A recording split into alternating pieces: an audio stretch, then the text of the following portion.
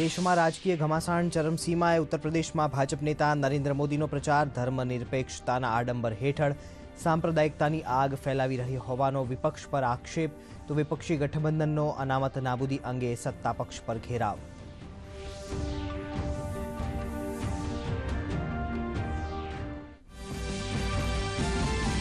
ઉત્તર પ્રદેશના ચૂંટણી જંગમાં દિગ્ગજોએ પણ કસી કમર। રાયબરેલીથી પ્રિયંકા ગાંધીએ રખડતા ઢોર, મોંઘવારી સહિત ખેડૂતોને સ્પર્શતા પ્રશ્નોને બનાવ્યા ચૂંટણી મુદ્દા તો ગરીબોને વિનામૂલ્યે અનાજ મામલે સરકાર દુષ્પ્રચાર કરી રહ્યો હોવાનો બસપાનો આરોપ। વિપક્ષના ચૂંટણી ઢંઢેરાને ગણાવ્યા ગપગોળા।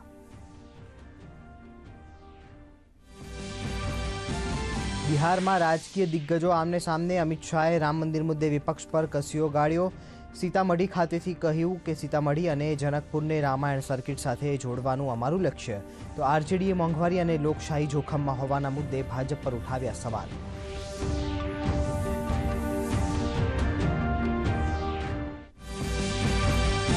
લોકસભાની સાથે ઓડિશામાં જામ્યો વિધાનસભાની ચૂંટણીનો પ્રચાર। ભુવનેશ્વરમાં જેપી નડ્ડાએ યોજ્યો રોડ શો। કહ્યું નવીન પટનાયકની હાર નિશ્ચિત તો કોંગ્રેસ અધ્યક્ષ મલ્લિકાર્જુન ખડગેએ કહ્યું કોંગ્રેસ સરકાર પ્રચાર કર્યા વગર કરે છે જનકલ્યાણના કામ।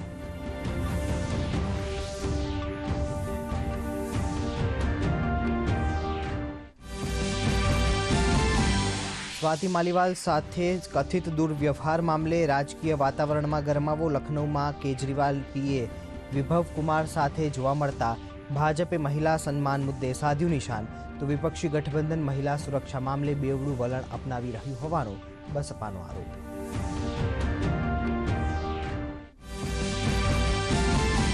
આ વર્ષે દેશમાં વહેલું બેસશે ચોમાસું। 31 મે સુધી કેરળમાં ચોમાસું દેશે દસ્તક। હવામાન વિભાગ અનુસાર 19 થી 30 જૂન સુધી ગુજરાતમાં ચોમાસાનું થશે આગમન। રાજ્યમાં કમોસમી વરસાદનો કેર। અંબાજી ડાંગમાં વરસાદી ઝાપટા।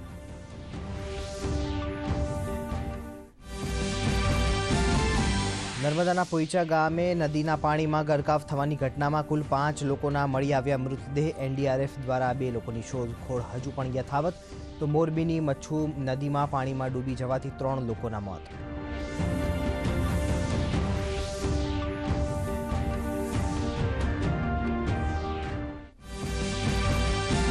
વધઘટના માહોલની વચ્ચે ભારતીય શેરબજાર તેજીના તરવરાટની સાથે બંધ। સેન્સેક્સમાં 677 અંકનો વધારો તો નિફ્ટીમાં 22,400ના ઉપલા સ્તરે બંધ। આઈટી રિયાલ્ટી શેર્સમાં લેવાલી। ચાંદીમાં ચમકારો તો ડોલરની સામે રૂપિયો સ્થિર।